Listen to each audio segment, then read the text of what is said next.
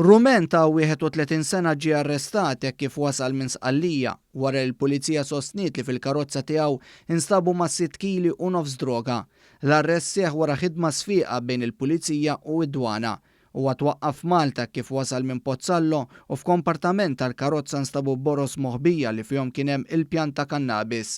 Il-Maġistrat tal-Assa Donatella Frendo Dimek ħatret diversi esperti biex jassistuha fl-inkjesta u r-raġel mistenni jitressaq il-qorti mixli b'importazzjoni u possess aggravat ta' droga.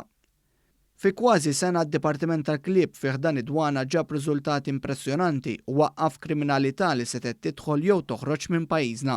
Fil-fatt b'6 klieb biss id-dwana rnexxilha taqbad aktar minn 270,000 euro fi flus mhux dikjarati, kważi 16 kilogramma droga, 44 kilogramma ta' tabak u pakketti ta' sigaretti bil-kontrabandu.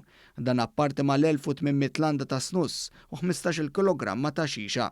Id-dwana qalet li dawn ir-riżultati ġew frotti taħriġ għall-klieb u minn iżommhom u aktar minn dawn it-tip ta' klieb mistennija jissodaw l-operat ta' dwana.